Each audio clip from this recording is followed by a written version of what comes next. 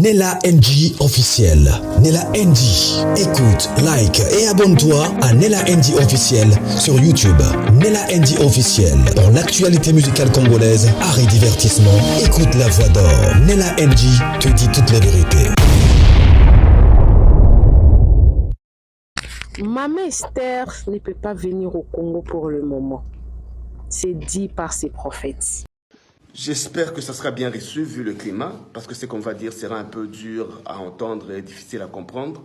Est-ce qu'on peut dire au pasteur Marcelo et à sa nouvelle compagne, et surtout à elle, de ne pas venir maintenant en RDC? Dites-lui de ne pas venir vivre ici.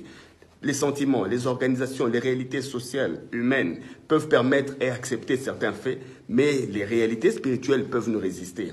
Dites-lui de ne pas venir en RDC pour le moment, que cette terre n'est pas encore prête à l'accueillir. Dites-lui qu'il faut un temps de discernement, de patience pour que cette atmosphère, cette terre lui soit agréable et qu'elle soit agréée. Je pense qu'il y a beaucoup de choses à dire. Si nous le disons encore sur le réseau, certains nous tiendront en rigueur. Mais dites-lui, si vous pouvez, à cette femme de ne pas venir en RDC d'aussitôt. Si ça ne tenait qu'à moi, je lui dirais de rester là où elle est. Mais comme nous ne sommes que des messagers, nous prévenons seulement. Dites-lui de ne pas venir maintenant en RDC. J'ai vu un esprit de mort s'attacher à elle, à tout ce qu'elle fait, à sa famille, à sa santé, à sa paix, à sa quiétude, à ses relations. S'il vous plaît, faites-lui parvenir ce message. Dites-lui de ne pas venir d'aussitôt en RDC.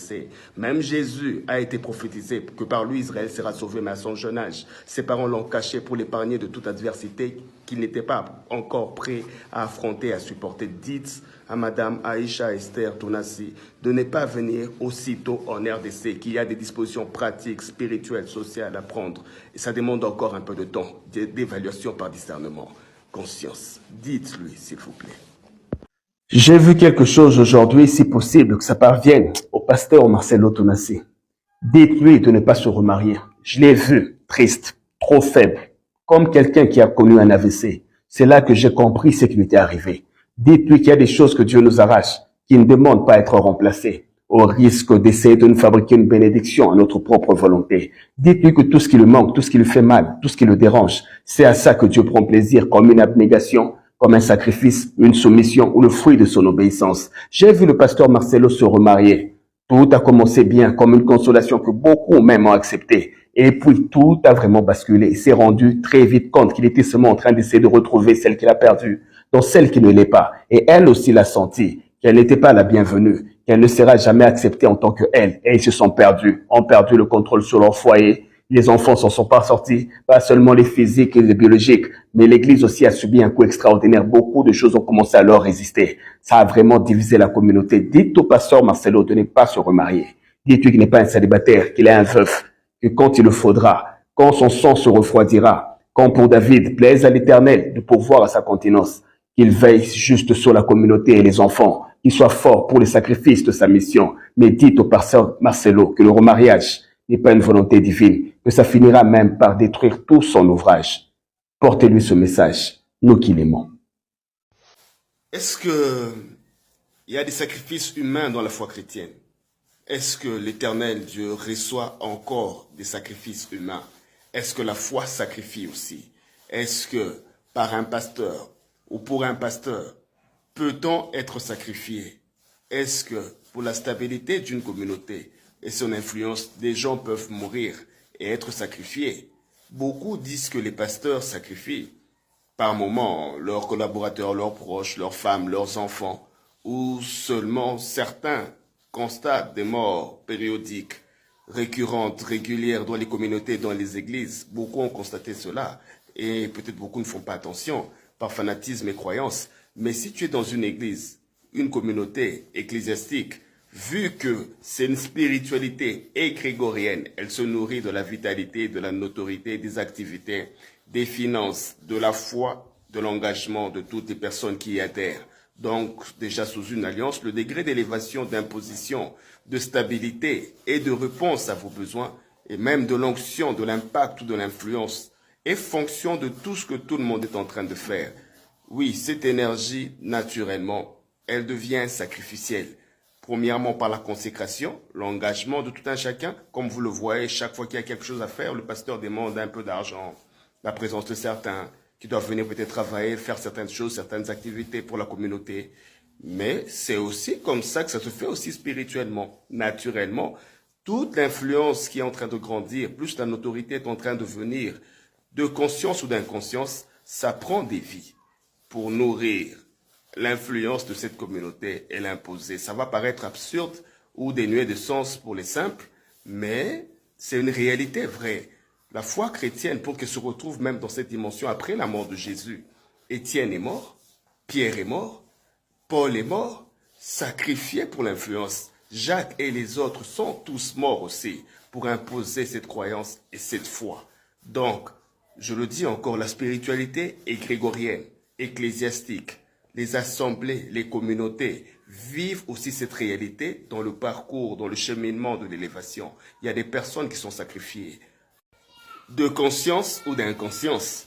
Si les pasteurs pouvaient tout vous dire, honnêtement, librement, dans la liberté de leur engagement avec leur Dieu, ils vous parleront de toutes les personnes mortes qu'ils portent sur leur conscience, toutes sacrifiées par raison de leur ministère, leur stabilité, leur percée, pour les épargner de tels combats, sacrifiés pour telle ou telle raison, femmes, collaborateurs, fidèles ou enfants, et même adversaires, concurrents ou autres. Ce qui est vrai, la spiritualité ecclésiastique, la foi communautaire, se nourrit toujours de l'énergie de tout un chacun. Il est écrit quelque part dans la Bible, le feu s'éteint faute de bois. C'est l'exemple type de comment se régénère, comment se vitalise, comment grandit l'influence. Il faut beaucoup de sacrifices physiques, matériels, spirituels, intellectuels et même, souvent, beaucoup de sacrifices humains. Ce sont des réalités de foi, des croyances pédagogiques, donc communautaires, parce que la spiritualité en soi, c'est une intimité, une individualité. C'est une des raisons pour laquelle il y a un temps qu'on peut vivre à ce niveau grégorien, ecclésiastique, mais très vite, il faut passer à autre chose. Mais ce sont des choses à savoir. C'est encore très long à expliquer et je pense que beaucoup ne sont pas encore prêts à écouter ce genre de vérité. Mais si tu ouvres l'œil, tu te rendras compte, même dans ta communauté, presque à des périodes analogues, il revient les mêmes problèmes, par moments des décès, presque dans les mêmes périodes. C'est la raison d'être de cette réalité spirituelle et conscience. Depuis un temps, l'Église énerve les intelligents, humilie les intègres, divertit les immatures, les fanatiques et les sentimentalistes, et surtout les ignorants, profite des naïfs, enrichit les manipulateurs, des profiteurs de conscience ou d'inconscience, irresponsabilise les croyants, étonne la société par son obstination, à vouloir faire croire aux gens qu'elle représente encore Dieu, discrédite les vertus, rabaisse Dieu en comédie théâtrale, distraction et habitudes sociales. L'Église nuit au sérieux de la sainteté, par tout ce qu'elle est devenue lieu d'immoralité, de méchanceté, de dépravation, de perversion et de perdition. L'Église énerve les intelligents, les personnes sensées, fait rire les initiés de toute tendance en plus. Elle détruit aussi les rêves de plusieurs, arrache à nos nations sa jeunesse.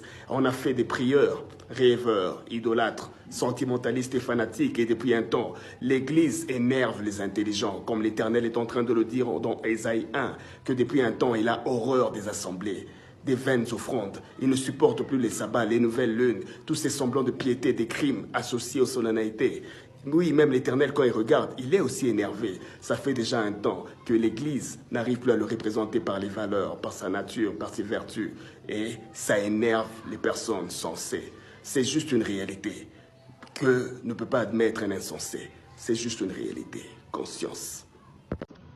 Depuis un temps, l'Église énerve les intelligents, humilie les intègres, divertit les immatures, les fanatiques et les sentimentalistes, et surtout les ignorants, profite des naïfs, enrichit les manipulateurs, des profiteurs de conscience ou d'inconscience, irresponsabilise les croyants, étonne la société par son obstination, à vouloir faire croire aux gens qu'elle représente encore Dieu, discrédite les vertus, rabaisse Dieu en comédie théâtrale, distraction et habitudes sociales. L'Église nuit au sérieux de la sainteté, par tout ce qu'elle est devenue lieu d'immoralité, de méchanceté, de dépravation, de perversion et de perdition. L'Église énerve les intelligents, les personnes sensées, fait rire les initiés de toute tendance en plus. Elle détruit aussi les rêves de plusieurs, arrache à nos nations sa jeunesse. On a fait des prieurs, rêveurs, idolâtres, sentimentalistes et fanatiques, et depuis un temps, l'Église énerve les intelligents, comme l'Éternel est en train de le dire dans Ésaïe 1, que depuis un temps, il a horreur des assemblées, des vaines offrandes. Il ne supporte plus les sabbats, les nouvelles lunes,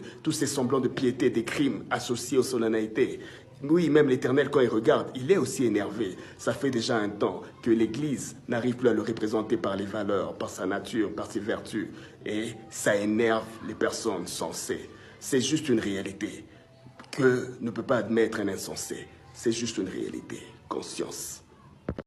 Pourquoi les hommes de Dieu ne disent pas aux gens que Dieu n'est pas à l'église, qu'il est dans leur cœur, qu'ils n'ont même pas besoin d'aller à l'église pour le rencontrer en réalité? Pourquoi ils ne disent pas aux gens que servir Dieu, ce n'est pas servir à l'église, c'est servir au modèle des valeurs de Dieu dans la société, partout où il se trouve? Pourquoi les hommes de Dieu ne disent pas aux gens que Dieu n'habite pas dans la prière, mais plus dans les paroles et dans la conduite, dans ces principes qui vivent en nous partout et tout le temps? Pourquoi les hommes de Dieu ne disent pas aux gens que l'onction, ce n'est pas Dieu? C'est juste une manifestation métaphysique, énergétique, ce n'est même pas le Saint-Esprit. C'est juste la partie agissante de sa réalité. Pourquoi les hommes de Dieu ne disent pas aux gens que prophétiser, faire tomber les gens, manifester, ça n'a rien à voir avec la pureté et la sainteté, que tu peux le faire, mais en étant même souillé? Pourquoi les hommes de Dieu ne disent pas aux gens que la seule église qui sera enlevée, soi-disant, c'est juste leur vie jugée par la conduite de leur cœur, qu'aucune assemblée, qu'aucun regroupement, qu'aucune communauté ne sera enlevée? Pourquoi ils ne disent pas ça aux gens? Pourquoi les hommes de Dieu ne disent pas aux gens qu'il n'y a aucun jour du Seigneur en réalité, que c'était pédagogique, que Dieu le vit tout le temps, chaque jour, chaque seconde, chaque minute? Pourquoi les hommes de Dieu, soi-disant intelligents, ne le disent pas? Pour qu'on ne le sache pas, ou bien parce qu'eux ne le savent pas, ou bien c'est juste pour manipuler? Pourquoi les hommes de Dieu ne disent pas aux gens que la Bible est à 90% catholique et canonique, qu'il y a des textes, qu'il y a des livres au concile de Nicée qui ont été retirés? Pourquoi les hommes de Dieu ne parlent pas de ça? Pourquoi les hommes de Dieu ne disent pas que Jésus n'a sauvé personne à la croix, que c'était juste un modèle de salut, qu'en réalité chacun doit porter sa croix? Pourquoi les hommes de Dieu ne disent pas? Pourquoi ils font croire aux gens que tout le monde est sauvé? C'est juste pour les attirer, les motiver ou bien pour les manipuler? Je peux dire encore beaucoup de choses, mais c'est juste des questions que beaucoup se posent. Pourquoi les hommes de Dieu ne disent pas aux gens que la dîme n'est pas pour les pasteurs, mais pour le pastoral? C'est juste pour le fonctionnement communautaire, pas pour un individu. Pourquoi les hommes de Dieu ne parlent pas de ce genre de choses, mais sans se rendre compte? Ce sont des questions que beaucoup se posent. C'est ce qui est en train de détruire la foi et ouvrir leurs oreilles à d'autres réalités, à d'autres vérités. Conscience. Sont des hypocrites, je te dis pas. Je pense que tu as aussi ton expérience de cette réalité. Ils peuvent te sourire et te trahir la minute qui suit. Ils peuvent t'applaudir et te calomnier, te nuire sans que tu leur aies rien fait. Par conviction, vocation, je ne sais pas. Mais les chrétiens sont des hypocrites. Même quand ils te disent que Dieu te bénisse. Laisse que Dieu te bénisse. Tu verras qu'ils pensaient peut-être que Dieu allait te maudire. La jalousie, la méchanceté. Et quand ils te parlent, ils sont théâtrales. C'est juste un jeu et un semblant d'amour qui n'a rien de vrai en réalité. Fais attention à cette race. Les chrétiens sont des hypocrites, mesquins, méchants. Je vais te donner un conseil, ne fréquente pas les milieux ecclésiastiques. Sa pilule d'orgueil, d'adversité, de jalousie, c'est tellement répugnant parce qu'ils parlent beaucoup de sainteté. Si tu savais combien ils sont méchants, ils peuvent mentir, inventer des histoires pour te faire haïr. J'ai vu des gens prophétiser sur une personne et quand la prophétie se réalise, tous ont commencé à calomnier la personne. Ça me repugne même d'en parler. Les chrétiens sont une pire espèce, fais attention. Leur amour cache la haine, leur sourire peut devenir un poison. Ils sont souvent là pour leurs besoins. Nombre d'entre eux sont ingrats, infidèles et vagabonds. Évite ce milieu. Tu risques même de détester Dieu. Conscience. Est-ce que le pasteur Marcelo va écouter? Est-ce que le pasteur Marcelo prendra en compte ces prophéties-ci? Bon, d'autres vidéos là, je les ai seulement ajoutées, seulement, vous savez, il a tellement dit des choses vraies que je préférais que ça soit comme ça. Mais est-ce que le pasteur Marcelo, il va écouter? On ne sait pas. Alors, ces images, je vais les associer avec une vidéo de Mama Congo. Je pense que la communauté congolaise connaisse qui est Mama Congo. Mama Congo est venue avec des révélations très, très troublantes. Des révélations qui, pour moi, je me dis toujours que ça n'engage que elle. Ça n'engage que elle, pourquoi? Parce que, selon elle, elle a dit que on l'a appelée elle. Parce qu'elle a toujours l'habitude de combattre le pasteur. Parce qu'elle vient toujours avec le secret. Je vais les associer avec ces images-là. Suivez ces images-là, je pense qu'on va se retrouver seulement à la fin de la vidéo. Nayebisaki ba page, ba kibokolo, ba matalana, ba lido, ba rendre vérité moana, ba la mama. Page ayebinga très bien. Après la mama, kibokolo, matalana, rendre vérité moana. Nayebisaki na bino bato bolandaka. Et ça na détail moko et kozala très frappant na mariage wana. Il faut bolanda. Tozana besoin il y a 3 éléments. Na 4 éléments wana avant na banda histoire ya kiboko le préparer ozwa histoire comme il faut na yok sabino ya liboso bozela boyoka bozela bande kunanga boza apprécier te nga na efsaka nga na yaka na lokuta te nga so likambo lokuta na yaka na nga te boza na yok sabino détail na efsaka bino ke bozela yango po bomona ke na kosaka te bozela la famille bozela na yela bino détail ya liboso po ba détail eza bozela oui saluez papa saluez zela voilà détail ya liboso ya gauche. Après, nous avons bandé la histoire, hein, pour nous savoir comment j'étais au courant. Dans ma cambifai qui est les cas. Je prends l'engagement aujourd'hui de toujours être à tes côtés, de toujours t'aimer, de toujours te soutenir, dans les bons comme dans les mauvais moments, et cela jusqu'à ce que le Seigneur Jésus-Christ revienne. Et je t'aime de tout mon cœur. Voilà. Toke nana oyo, toke nana mususu oyo, toke nana mobali.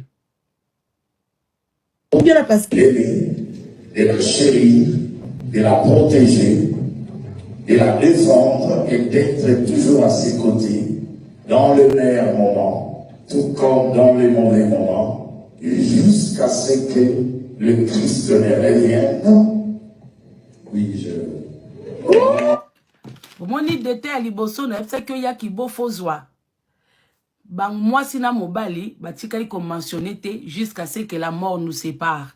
Biso nyonso toyebi ke na libala bango bakombi jusqu'à ce que Jésus-Christ revienne. Te babala na bongo te. Ba vœu ezalaka bongo te. Ba vœu ezalaka je promets de t'aimer, de te chérir, de t'aimer dans la pauvreté, dans la richesse, dans la maladie, dans la bonne santé, jusqu'à ce que la mort nous sépare. Oh yes. Hey, ça c'est quoi? Qui m'envoie des conneries comme ça? Bon, moi, je suis na linga bato ya ba réseaux sociaux te, na ba conneries botine de la rabato. Donc ça veut dire que mutumoko na WhatsApp awawa otine nga buzoba na bloqué yo na ucho mono siko yo yeju. Je te bloque. Soko tindi susu na publié numéro nao. Soko tinde linga li susu, je publie ton numéro. Zoba. Tata mobimba. En plus tale longi. Na makiodio. En plus, bouzo babezaka bato. Bon, la famille, ba veut na bango, ba tika ikolo bateke jusqu'à ce que la mort nous sépare. Ba komi jusqu'à ce que Jésus revienne bientôt. Na moi si na mobali, ba kimi la mort nous sépare. To bandi non na bandeli. Bande konga na fanda, na zui appel moko euti Nigeria. Na code ya Nigeria. Un monsieur qui m'appelle, Bwebi Kenga yamba téléphone difficilement. Makam nazo loba, rien que la vérité est juste la vérité. Nga naza mwana bakoko. Ba numéro téléphone nanga oyo, vraiment j'ai du mal. Ba tebele Bwebi ke mama konga zana du mal yamba téléphone. Mais quand c'est devant moi comme ça, pour na tsaka moka na miwe et sonakate na monaka ba lumière. Mais quand c'est devant moi et que je vois un numéro qui insiste ou machin tout, de temps en temps, na koboa kapé coup d'œil pour naza mutu.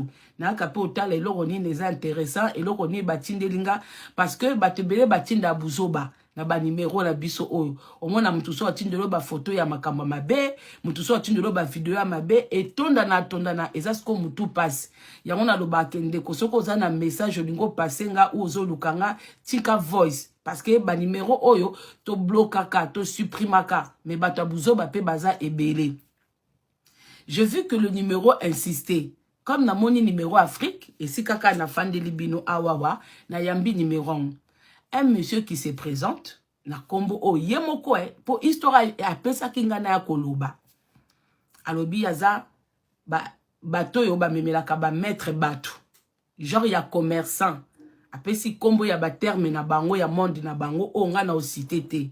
Je tiens à rappeler na makambo na oloba nazo ciblé ka Marcelo bato nyonso tu boyebi vérité na oloba tant que na tangi kombo na binote bolukanga ni na butu ni na moi pona amuta monde na binote naza muta makambo na binote e bino mo pe boyebi ke naza muta makambo na binote ti bobunda na kana monde na bino nga na lala kapongi nga naza mwana bakoko nga naza mwana bakongo de papa mutandu mama mundibu naza 100% mabele ya mboka. Donc na makambo na oloba soki oyebi ko yebi mutu nazo loba oza na kati ya dossier tant que na tangi kombo na yote ko ya ko lukanga te naza muta monde na binote j'assume nga nazaka na Marcelo seul muta koki ko elanga eza Marcelo. Voilà donc la famille appelle ye bolanda bien ça va vraiment prendre toke na étape par étape pour makambo e bandi na bando ya kaka so babi na ngana ya so Marcelo abimi so ngana lobby likambo salami ngape na ye so na ye na lobby likambo salami ngape na ye. Voilà donc la famille ngana yambi muto wa papa wana a se présenter à lobby que azana besoin nanga pour faire passer le message ngabi message ya nini papa ngana sala musala so ko zana besoin o futanga pona koloba likambo soki na loba likambo na yo soki muta escroquer yo soki muta zio boye pona kolobela il faut comme ça nga lokola avocate. Merci Kizalov, merci beaucoup. Alors bité nga na poni yo pona bike musala oyo esenga mbongo te po muta kolobela ngo na poni yo pona vérité na poni yo parce que buto nga na yo ko peso dossier akoka ko attaquer o te po maboko no eza pembe po ozali pembe nga na comprendre pembe wana te. Alobi kala mingi te mosali na nzambe moko akufela mwasi yo mde fo ya kolobela ngo nabi mosali na nzambe bi oui po yo ataka bango e makambo belo loba eza vérité bande ko nga na lingaki te parce que babundisa nga mingi na makambo ba pastor wana na ebisi papa na nga habite mikolo yo nga vraiment bato wana na osimba te ba mafingi leki mingi nga na fatigué alobi yo kokoza fatigué te po yo za destiné wa kaka kolobelango ngabi wana tozo solo le ngabi donc yo papa esiko za wana osepelande ba finga kanga osepelande na loba makambo mboka nde ba finga kanga nde basala nga ba makambo yo sepelaka abi mais parce que za musala na yo ngabi il s'agit de qui abi ka mingi te ezana mutu mona Kinshasa akufela mwasi nga sikoyo yo za munoko na nga na réseaux sociaux ngabi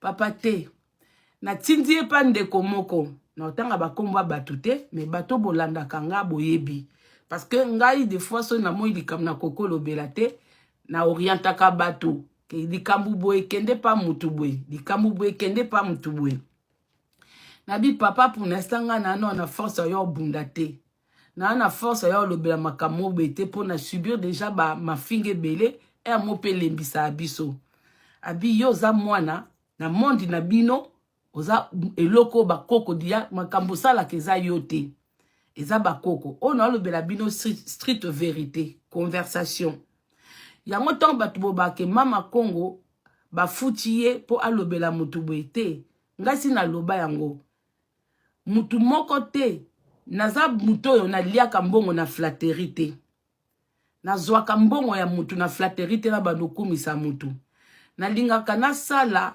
média oyo justement cela veut dire quoi esika ko condamner na condamnaka esika ya kozala juste na zala juste nanu na lia mbongo ya mutu te pona ko ma fanatique ya mutu una bandolobela mutu ke mutu ozwa mbongo okumisa kanga nanu te.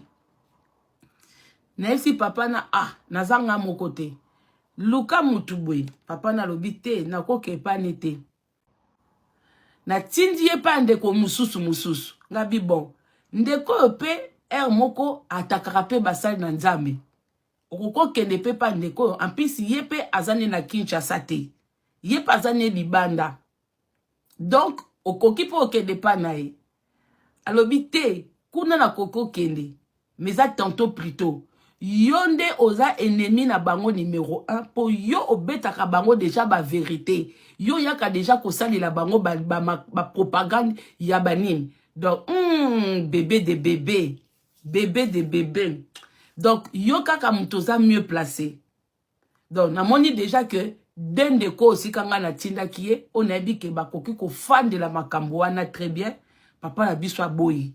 Alobi o mususu aza na Kinshasa, akoko kota penza na profondeur ya dossier te parce que Kinshasa bato baza wana baza batu mususu pe ya monde wana aobika te ndeko aobika te akoki lobena na ye akoki ko attaquer na ye mais ako attaquer ka likolo akokota na profondeur te vu que aza pe na Kinshasa wana déjà écarté parce que ngana zaleka na débat wana ya ko orienter bango pona mona isusu mutu oyo ngana koki kopesa te ndeko beka so balanga leo na TikTok mais naza bloqué na TikTok comment ko koyeba te ke na bloqué bon mona ete ke live katanaki yango na osenga batu ba like na bi papa fo benga nga appel vidéo tie vidéo nga na tie vidéo tant nga na tie vidéo bande kono kosa binote vu que makambo bando lo bange zaki très lourd nga na zui mai bande ko na zo penza kaka o nde bomona o na bandi ko mi pomper na moni o esimbite na kepe nga bi papa zela avant to bando soko ko solola na zui muwa na nga ba gros sel na tie na mai na mi boakeli na bingande tozo solola boye etikali ya ko solola na monde na bino na zate yo pesanga ka information alobi ka mingi te mosai na nzambe moko azokufela mwasi me ye moko oboma mwasi na ye nzoka nde na monde na bango de bazakana bazape na ba hiérarchie babunda na ka pouvoir yango bumonaka batu misusu nde bazana ba information o ebimaka bango pe bapotanaka na monde na bango sika bakendo simba biloko na bango. Donc soki oya simbi ndenge biso to swanaka na mukili boye to swanaka to kanga mabinemi bango pe na monde na bango kuna ba swanaka bakanga mabinemi baluka pe ba poste baninga baluka pe bazwa ba place baninga yango monaka baka komi bimisana ka makambu baluka ka batu po ba bimisana ba makambu po ko bimisa likambu eza neti okomi ko affaiblir bomoni ba mikambu na bango basala na kuku. Ce que comme bima na poisa et affaiblissaka pe mutu et kitisaka pe bango yango soki ba bebani bazoka ba information mususu baninga ba komi ko bimisa po et affaiblir baninga na monde na bango wana c'est l'homme de kowana ngabiate ngaza na ba preuve ya makambo te et puis ngai dossier d'aboyi il faut na zo ba preuve alabi olingo zo ba preuve pesanga une semaine, bolanda bien, ki bokolo j'espère kozawana. Abi pesanga une semaine, ozomona, mwasi ya musani na bango moko azokufa. Et avant kufa, mutakwa kwa nusango.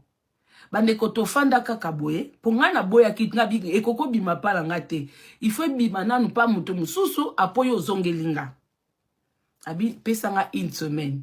To kati téléphone ngape na zongeli makam nga na bo pese numéro na nga privé. Na tikeka na numéro à réseaux sociaux na enregistré pour na mona bapay na absence na tunie papa na ba monde wana bo mona rabiso pour na zepe na ba question opposé hier nde bo mona be po nga pena na za wu nga ma Saint Thomas nga tana kindo kibozwa ngate na moni pasteur moko ay ko sala sortie alobike kala mingi te mosai na nzambe moko azokufela mwasi. J'espère que boyebi boyebi ke mosai na nzambe moko ayaka koloba awa ke kala mingi te mosai na nzambe moko azokufela mwasi boko makombo bandeko toke malembe toke malembe mosai na nzambe moko abima ayaka koloba ke kala mingi te mosai na nzambe moko munene awa na Kinshasa aokufela mwasi.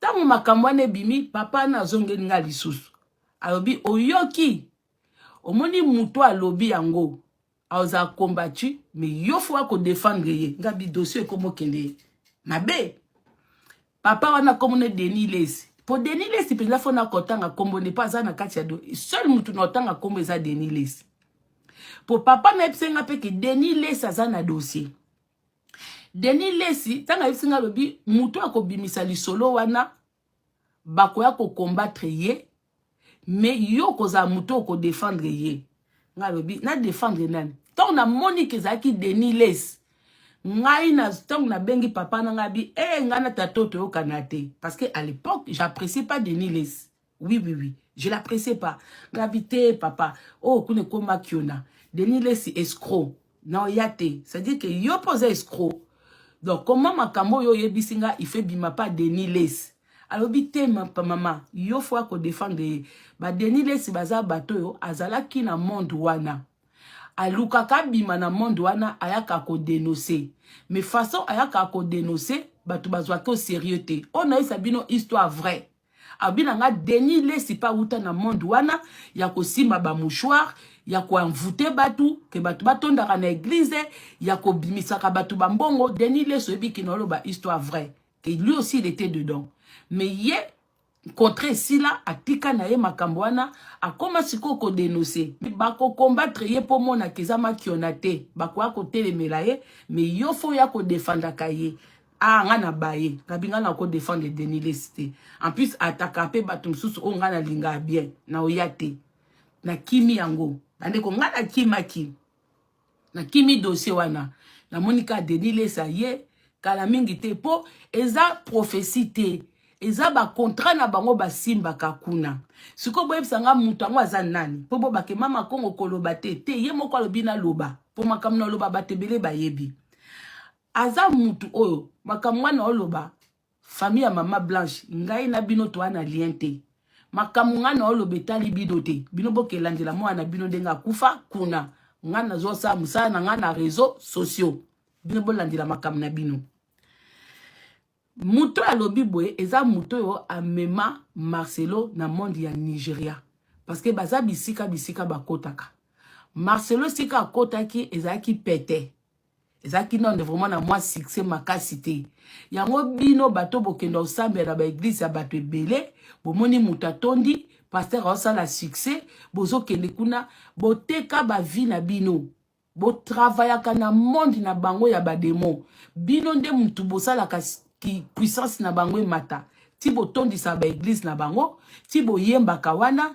ti bo adoraka bango po bo adoraka nzambe te bo adoraka bango plus bozo adorer bango na monde wana plus bo pesa bango makambo si Dieu existe il existe dans les petits ministères soki nzambe azalaka soki ba pasteur a solo bazalaka bazana ba ministère ya mike ba ministre to azalaki na makambo eza madame na ye muto azalaki na makambo ezaki madame na ye yango na abande ko adorer Marcelo atika jamais ko adorer nzambe bozonga na ba prédication na ye Marcelo abande ko adorer Maman Blanche parce que c'est Maman Blanche qui détenait tout yango Marcelo abande ko critiquer basi misusu ngai sa Maman Blanche ngato na kuta na mwasi nanga balobi yango papa na bisinga bien abi mama Kongo omoni na mukilo tozalaka muto adoraka muto asimbela ke biloko muto adoraka muto apedisela ke moto donc asoko omoni muto osa makambo azoko adorer parce que na monde oyo badoraka nzambe te bino bomona ka batie komba Jésus mais ça Jésus te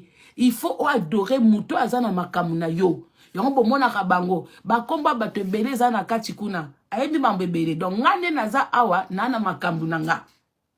Et puis nazo kwa sime na oloba nazo zwa ba risque pona bato bokendaka ba église wana sortez de là vous êtes envoûtés vous et toute votre famille bobando tourner en rond ozwa ki musala yozo mona kako zo sala ozozwa salaire nzoka nde salaire na yo eza travailler bana no baza travailler obanda ko bato ebele obosende na ba église wana bazana ba depte na bango obakoma ba envoyer na bango les restes so botali bien banda bobanda ko sambia na ba église wana bino elokote donc Marcelo makamnyo sozaki pa madame na ye église bandi komata badepte babandi koya abandi ko vénérer parce que na monde na bango il faut ko vénérer muto asimba kezaki madame désolé pour la famille na bino basi misusu basanga na mibali misusu basanga na basi makambo bango basala ka ça n'a rien à voir na famille eza ba décision na bango o poto bonga po bana biso bazala bien po bakumisa biso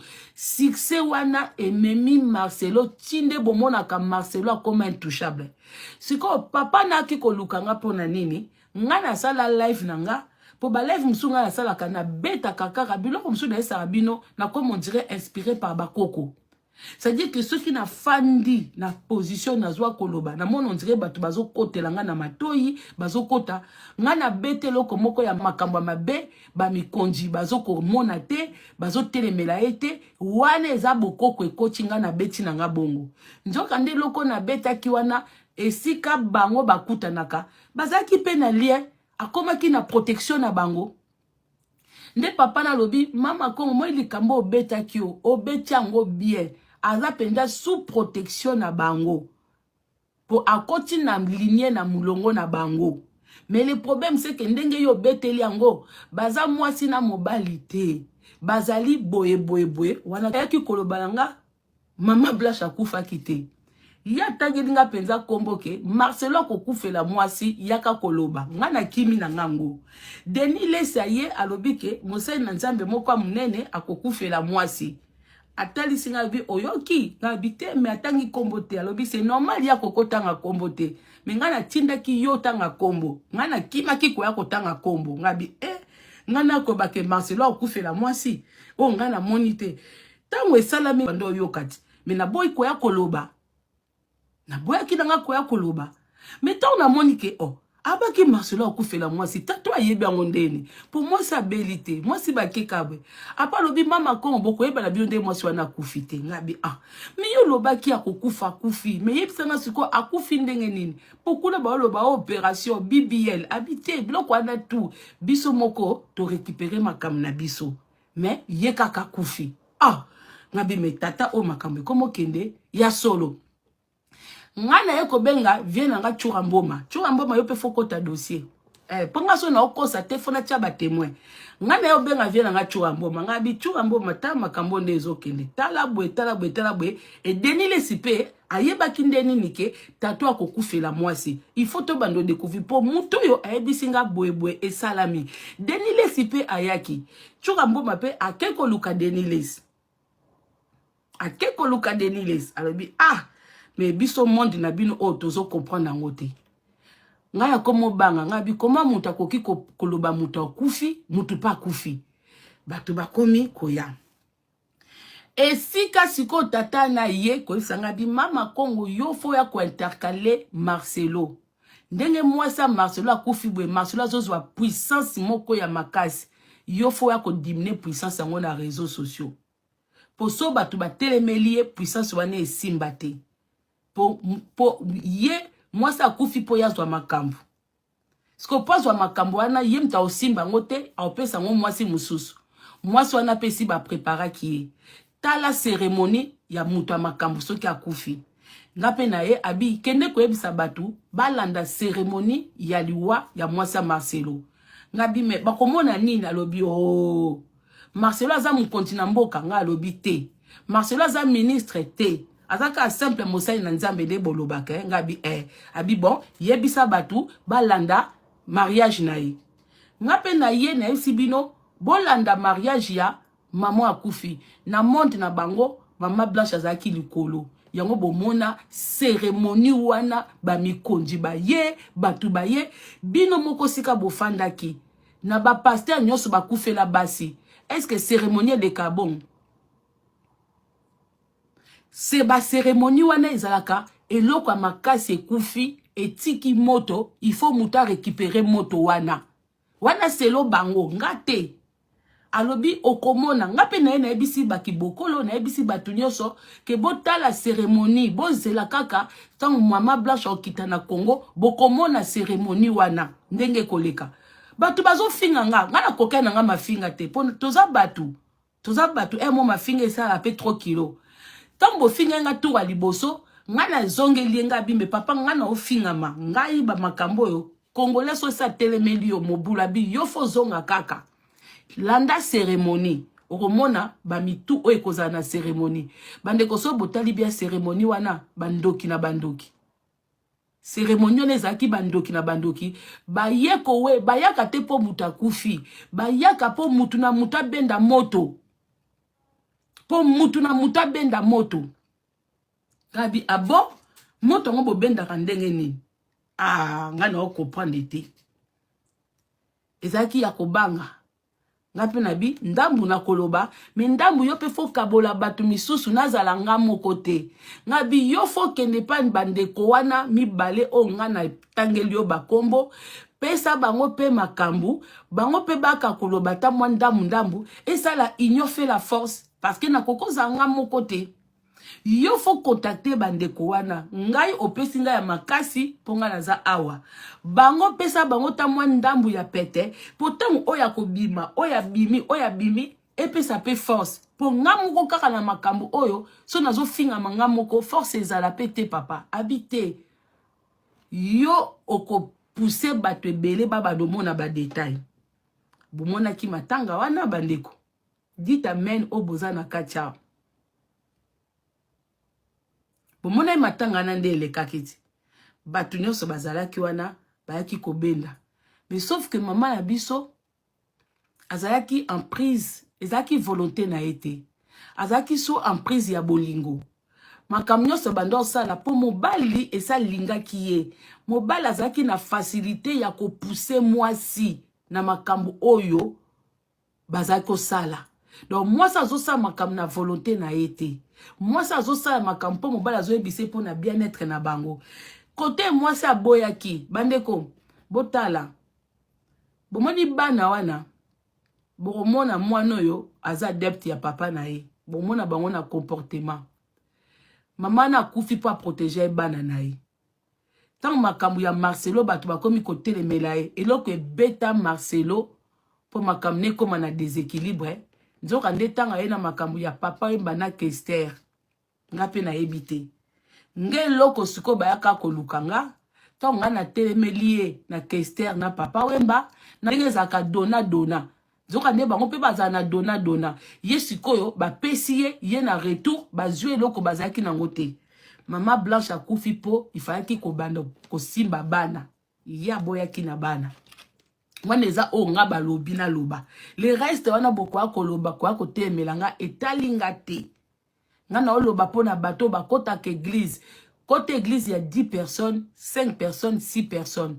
Mais église, où on a un luxe, pasteur a commis un bongo, côté on a un jeep, même si l'argent appartient à Dieu, mais un serviteur de Dieu reste simple. Un serviteur de Dieu est là pour prêcher. Bah, comme les belé, coucou d'endo na bossa nyote.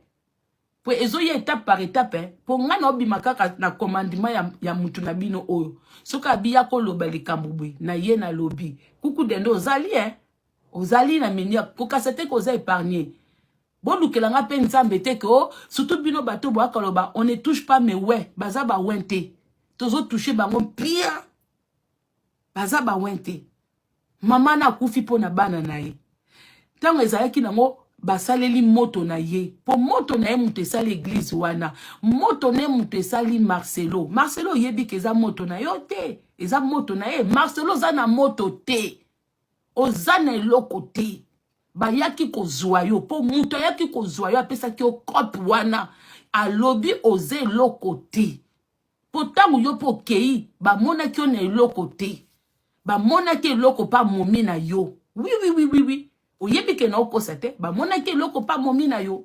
Oui. Ba mona ki eloko. Oyechizaki nanu moto na ye. Tangu moto komi ko dimine. Po moto diminaka na bataki. Oui, yango nga na atakaka bino. Boko kaka ngate na monde na bino. Po nga penzako naza parmi bato yo. Na ndimelaka bino te na ka atake bino. Si Dieu existe, nga pina naza na sous protection ya véritable Dieu wana na bakoko. Po tito atakaka bino e diminaka bino moto mukie. Batake leka ki tropo na Marcelo. Na ki ndumba na yo yango bande ko épuiser madame no na ndako. Oui, Marcelo za ndumba. Du fait que yo bande ko la partout, malgré na ba contrat na bino fa ko kumisaka mwasi na yo, mais ko découcher na yo po bozaka na ba contrat. Bozaka na ba contrat, ko découcher na yo kindumba na yo e bande ko kitsa moto ya madame na yo. Yom to bomi ye, yom to sisi moto. Sko po moto wana ekende, e senga ki ke bo utiliser ba ndundu na bino, ya boyi. O yebi yango bien, aboyi. Donc, à se sacrifier pour na moine banana ye. Ce que t'as la banana aussi que yozo me mabango. Au moins bien que mouta kena ye pour à protéger banana ye, mais t'as laissé ka yozo me maba et puis banana père. Espère di distone ko kote la binote. Ngana o comprendre banote. Di distone ko tu maman za envie, papa za envie, mais azan esprit makasi ya kitechi. Ya rebelle. Mais bano kutu mama kufi. Na ba âge na bino surtout ya mobali wana penza ola emo na pena ke yonde ba komema penza mbangu kuna. Bino mi bale ya mwasi na mobali na mikolo. Na âge na bino quand même. Ata boza bana. Na âge na bino boko comprendre te ke muto akufi za mama na bino. Mbana nina ngo ba acceptaka papa na bango balo bout de une année ya liwa mama na bango na ba elojo nyoso mama papa na bino bando pesa mama na bino chaque prédication mama na bino nga mwasi na ngai mama blanche o boza jar ya bana nini ya ndenge nini bokoko temela papa na bino te eza mapo na bino boza vraiment bien travailler ba esprit pété bano mama protégé. Sika bosuki. Bukasi sika boke eza bien. Tozongi na nzela. Bande kotango ekomi bongo. Denile sa komo zo abataki. Tant denile sa bande zo abataki papa na zongeli nga lisusu. Abinga pena denile si toyoka na kate. Mais azali alie moko oyo ayaka ko denoncer bato batikala na banyongo nanga. Oh nga na gangi. Nabi atika na banyongo no. Oh, banyongo ande nabi oui, bato ba kendaka na banyongo nanga. Bangwana de denile satakaka. Yango ngape naza na mwa protection pa denile sina musika. Magena linga kete. Po ye pa tungisaka monde na biso. Ye pa aza mutoyo. Asaleli biso akoma ko baluke la biso. Ah, mais yo foya ko défendre lenga ye. Na bengi chura mboma. Ponga chura mboma kande mtu ayaka. Ngaso bongo lokanga na ochela bino ka chura mboma liboso. Na cheri na bengi chura mboma nga bina o comprendre te esprit mo ezotinda nga kaka na défendre Denilis. Mais il faut avant de défendre il faut tout na ye. Ye na dossier oyo aza na niveau nini na kati ya dossier oyo. Ndebo mona na eko défendre Denilis. Parce que na eko teleme parce que Marcelo alingaki azwa recours a éliminer Denilis. Nga na eko démasquer Nyakero. Na biso ki Denilis a eu problème na Congo, exact parce que Marcelo azaki na sous protection. Marcelo à l'heure actuelle azaka na protection, il y a des tout ce que Mama Congo a dit. Est-ce que c'est vrai? Parce que j'étais en train de sortir, mais je n'ai pas voulu ne pas faire cette vidéo. Je tenais vraiment à faire la vidéo. Est-ce que Mama Congo, elle est prête? Elle a dit qu'elle va assumer. Elle est prête à assumer tout. Elle a dit qu'elle va assumer. Elle a dit qu'on l'a choisi, elle, parce que elle a toujours combattu le pasteur. Est-ce que c'est bien de combattre les hommes de Dieu? Est-ce que c'est bien de combattre les hommes de Dieu? Ça, c'est ma plus grande question. Elle est proud. Elle dit qu'elle est en train de dénoncer les mal. Est-ce que, si c'est vraiment ça, est-ce que Dieu la permet de venir exposer les hommes de Dieu? Beaucoup de questions me traversent l'esprit. Comme je ne suis pas l'auteur de ça, vous avez vu, je vous ai posté ça justement parce que moi, je n'aime pas venir de choses que je n'ai pas... quelqu'un ne m'a pas dit ou elle est proche de la personne qui consort. Donc, je préfère des choses graves comme elle a dit là, ça vient d'elle-même pour que tout le monde voit que ce n'est pas Néla qui a dit que c'est elle qui a dit ça. Pasteur Marcelo, je préfère au moins, je sais que vous écoutez Dieu, mais je pense que pour avoir pris la décision d'épouser cette dame-là, vous avez aussi écouté les conseils de vos parents, d'autres pasteurs qui vous ont soutenu, ce qui vous a même donné le courage d'aller épouser cette dame-là. Et si vous allez aussi écouter d'autres prophètes, ça fera du bien. Dites au pasteur Marceau de ne pas se remarier. Et qu'il revient encore dire que cette dame-là, elle va venir au Congo maintenant. Et va-t-il arriver après? Coucou à tous les Nélachou, les Nélakeurs, les Nélalove, et bienvenue à tous mes nouveaux abonnés. C'est-à-dire que tu es nouveau sur ma chaîne, n'hésite pas de t'abonner, clique la cloche de notification, aimez la vidéo, commentez, surtout partagez la vidéo. On se retrouve prochainement dans une nouvelle vidéo. N'oubliez pas, je suis disponible pour tout contrat de promotion, publicité, copyright, community scratch, problème d'AdSense, bref, tous vos problèmes de YouTube. Nela NG officiel est disponible pour vous aider. Alors, on se retrouve prochainement. Bisous, bisous. Bye. Nela NG officiel. Nela NG. Écoute, like et abonne-toi à Nela NG officiel sur YouTube. Nela NG officiel. Pour l'actualité musicale congolaise, art et divertissement, écoute la voix d'or. Nela NG te dit toutes les vérités.